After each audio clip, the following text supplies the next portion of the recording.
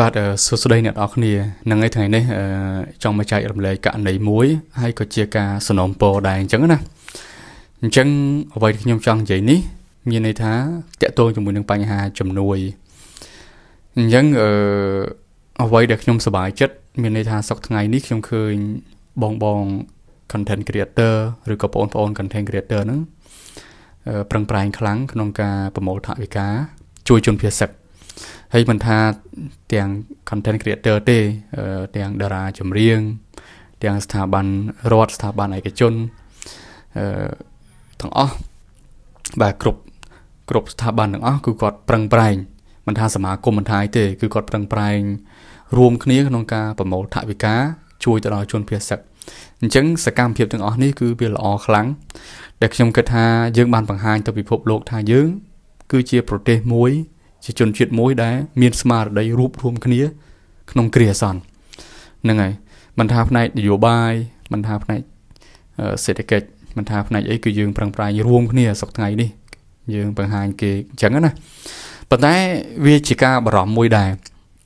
អ្វីที่ខ្ញុំបារម្ភហ្នឹងគឺខ្ញុំបារម្ភទៅលើបញ្ហាបុគ្គលមួយចំនួនគាត់ឆ្លៀតឱកាសយករបរក្នុងការប្រមូលថវិកានេះគឺជាគេថាជាអាជីវកម្មផ្ទាល់ខ្លួនណាអញ្ចឹងខ្ញុំអត់សំដៅទៅលើបុគ្គលណាទេប៉ុន្តែខ្ញុំសនំពោទៅពួកគាត់ទេបើសិនជាពួកគាត់មានសូមឲ្យប្រជុំជាបន្ទាន់ដោយករណីខ្លះដែលខ្ញុំនិយាយថាអាចនឹងកើតឡើងទី1អូម៉ាថាតំណែងហ្នឹងគាត់ទិញត្រឹមតែ$10ទេប៉ុន្តែគាត់ទៅសេ$30ហើយតំណែងខ្លះគាត់ទិញតែ$5ទេហើយទៅសេដាក់$10ហើយដល់អញ្ចឹងទៅមានន័យថាម៉េចមានន័យថាគាត់គឺជាបុគ្គលម្នាក់ដែលរកស៊ីទៅលើគេថាទៅលើញើសឈាមពុកម៉ែបងប្អូនរបស់យើងហ្នឹងប្រឹង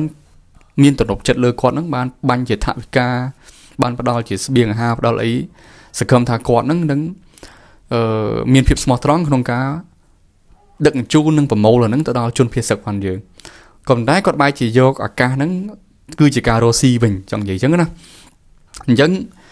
ខ្ញុំគិតថាបើសិនជាមានករណីហ្នឹងគួរឲ្យឈប់ជាបន្ទាន់ទៅពីព្រោះដោយសារតែយើងគួរតែអាណិតទៅដល់បងប្អូនជនភៀសសិទ្ធិយើងឃើញរាល់ថ្ងៃគាត់ខ្វះខ្លាំងមែនទែនតាំងពីទឹកស្អាតតាំងពីការស្លៀកពាក់ពួកខែនៅខែរងាហើយតាមព្រៃខ្លះមូសច្រើនបាទហើយទឹកស្អាតគឺវាមានបញ្ហាគាត់ត្រូវការងូតទឹកគាត់ត្រូវការកន្លែង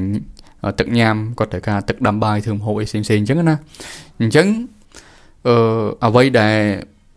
បងជាគេថាជាអ្នកប្រមូលជំនួយហ្នឹង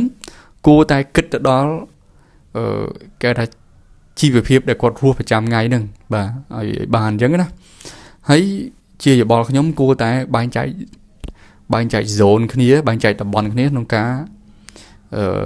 ផ្ដល់ជាស្បៀងទៅឲ្យពួកគាត់ទៅព្រោះថ្ងៃនេះវាពេលខ្លះមានអារម្មណ៍ថាច្បោកច្បល់កន្លែងណាបានកន្លែងណាអត់អីចឹងណាអញ្ចឹងវាជាកត្តាមួយដែលមានផលលំបាកហើយវាប៉ះពាល់ទៅដល់បងជនភៀសសិទ្ធិយើងដែរហើយខ្ញុំក៏ជាមនុស្សម្នាក់ដែលបានផ្ញើជាថវិកាទៅដល់បងដែល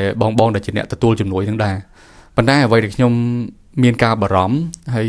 ខ្ញុំគិតថាបើសិនជាមានគួរឈប់ហ្នឹងគឺកុំយករបរដែលកំពុងតែមានវិបត្តិអញ្ចឹងណាបើន័យថាឆ្លៀតឱកាសយករបរប្រមូលជំនួយហ្នឹងគឺជាអាជីព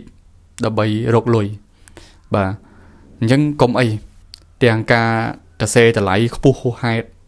ហើយយើងបែរជាចោតប្រកាន់ទៅអាជីវករថាអាជីវករលក់ឡើងថ្លៃយើងទៅបាទអញ្ចឹងព្រោះកន្លងមកអាជីវករគឺខាងប្រជាពលរដ្ឋហ្នឹងបានរិះគន់ហើយថាកុំឆ្លៀតឱកាសនៅពេលណាដែលប្រទេសកំពុងតែមានវិបត្តិហើយឡើងថ្លៃទំនិញអញ្ចឹងបងប្អូនប្រជាពលរដ្ឋយើងបានស្ដីបន្ទោសរួចរាល់មកហើយប៉ុន្តែ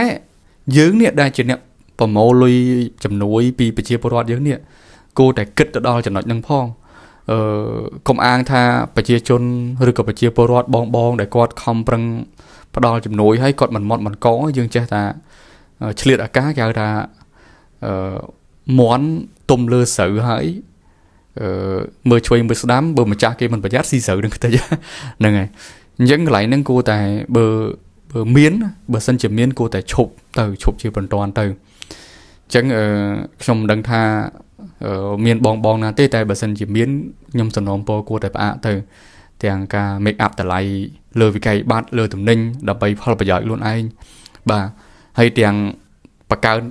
cao thạ vì ca kéo đấy chứ cam thì khác thực sná đập bay ao miền dụ chốn rồi có bong ôn dưới nước từ chui chia cầm lằng nè ngày từ chui smart chật phần tái bay triệt đạn được nông tung chùm này và mua là hết ấy mua là hết đập bay ở lối này chạp ó chân miền đạn tung chùm này hết kê nhà nâng chẳng á nè ngày thay cho pron bát ca thay chạ sang thay ấy tới đạn ta lấy double kể ra chân này mà pon nữa đạn pi bảy pon này chân từ chẳng bà sân chỉ miến cua công ấy bị pon nâng dương khơi cả lon máu bị chở này chẳng không kéo ra thơ chim nụm nè để có bọt đâm cái tệ hay từ từ bụng mai bong bồn dưới dù lo công ấy nhưng thơ chim nút thôi mấy công ấy bị chào mà xiết đau thằng nạn nữa nè và nhưng bà sân chỉ bụng mai bong bồn rồi có bong đại chia nẹt vào môi chụp núi ấy cô tại miền lõ cô tại miền là bài ca môi từ nên ngày là bài tục ca bia snap bong mà cha chụp núi dương để con bàn phát đo từ nứng ai quật rất là miền tận nộp chất đó nè bộ vi chia cả ta trong bài sầm khăn đây hay xem vô là pe khai dương rồi bộ dương ấy dương ăn miền pe từ kết cú đo thằng nạn nâng nghe hay bà sân chia mình thơ đo thằng nạn nâng có bàn đây tái xong ai miền phép smart tròn bờ nhưng xong tập bản năng đi thì po lôi chụp núi cứ bong đang xẻ bay sọc ngay tầng nhom tầng kia và bả đâu lôi nè sẽ được cái thẻ lụa đồ ọt đạn thơ cá tầm rúa cái cắt chụp rút bọc lật hay luôn ấy nhưng ngã hậu bà tây nghiện bà lấy tới đâm bay ấy xong lối rùa bà tò hay lôi khác chạy ở lấy áo bong chân phía sặc đâm bay ấy ban rùa thằng ọc nìa bộ dương su trom ọc nìa và tái bay chỉ bong đại chỉ nẹt vào môi chùm núi tới chiết ở các nơi bên nâng quỳnh bà si cầm lặng như chim khni ấy chứ nè bà chẳng dịch cầm thà cầm oi miền là nâng bà sống ọc cun